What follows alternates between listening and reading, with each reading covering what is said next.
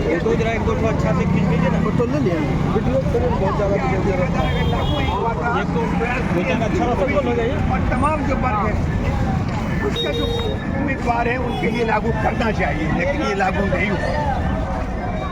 तो यह जो प्रदर्शन है यह सीमित प्रदर्शन है, बावजूद इसके एक आवाज़ है, एक समाज में एक आवाज़ ये उठ रही है।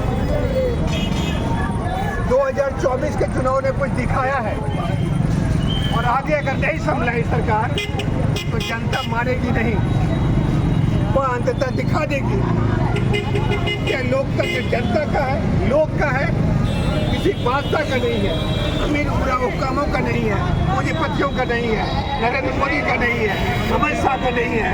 यह लोकतंत्र लोग का है और लोग के अधिकारों के खिलाफ जब तक आक्रमण होगा हम सब सड़क पर होंगे।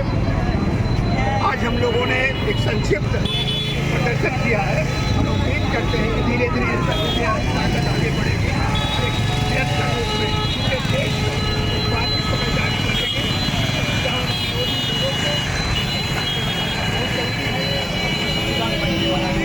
बहुत बहुत धन्यवाद साथियों।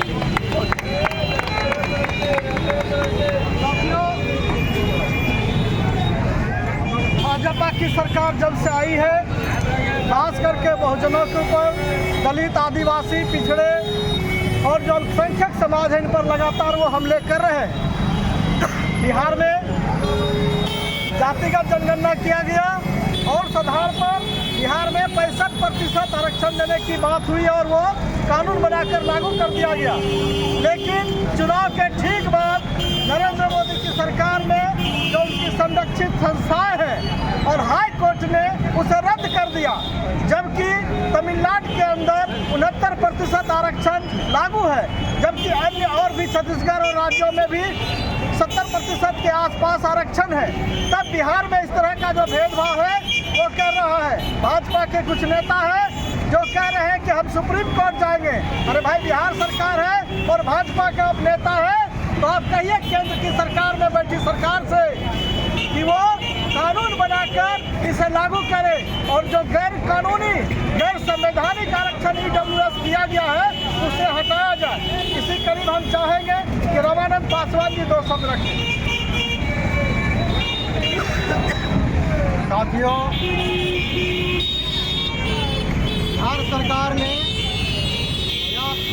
आर्थिक और सामाजिक गणना करने के बाद 65% पिछड़ा, अति पिछड़ा और अनुसूचित जाति जनजाति को लेते हुए और 10% जो EWS है उसको लेते हुए 75% आरक्षण लागू किया था। और ये कोर्ट जो है ये सरकार पर आयोजित फैसला लेती है और ये 10% जो EWS है उसको रद्द नहीं किया, लेकिन 65% जो पिछड़े और अति पिछड़े का जो आरक्षण था उसको रद्द कर दिया। ये सरकार और कोर्ट क्या चाहती है?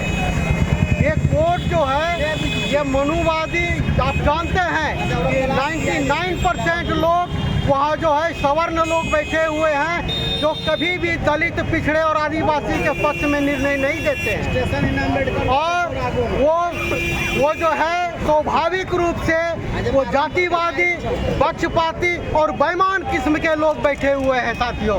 और इसीलिए इस देश का जो मूल निवासी है, जो दलित है, पिछड़ा और आदिवासी है, उनके साथ जो है गैर इंसाफी करता है, उसके पक्ष में कभी भी निर्णय नहीं देता है, हमेशा उनके साथ बेईमानी किया जाता है।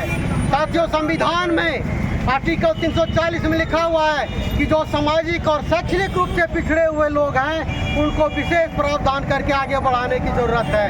लेकिन EWS सरकार देती है जो 70% जिनका जो प्रत्येक क्षेत्र में भागीदारी है उनको EWS 10% देती है, लेकिन जिनकी आबादी 85% देश में है उनको मात्र 49.5% आरक्षण देती है। ये गैर बराबरी है साथियों और गैर संवैधानिक है। ये केंद्र सरकार और राज्य सरकार और ये जो कोर्ट है, जो मनुवादी कोर्ट है, ये तमाम लोग जो है मिले हुए हैं और ये दलित और पिछड़े के जो है विरोध में निर्णय लेती है और इसीलिए हम लोगों को इसके खिलाफ में जो है जोरदार जो है आवाज़ उठाने की ज़रूरत है और सड़कों पर हमें लड़ाई लड़ करके अपने हक और अधिकार को प्राप्त करना होगा साथियों।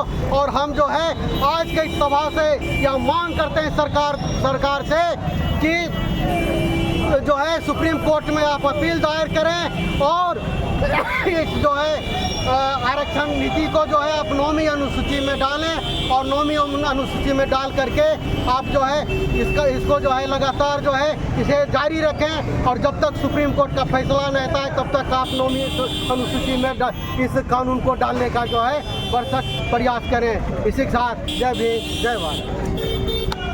साथियों, हम आग्रह करेंगे, हम लोगों के बीच सामाजिक न्याय आंदोलन के साथी अर्जुन भैया है, उनसे आग्रह है कि दोस्तों साथियों, जैसा कि आप लोग जानते हैं कि केंद्र सरकार जाति जनगणना करने के लिए तैयार नहीं था। केंद्र सरकार मतलब मोदी जी की सरकार और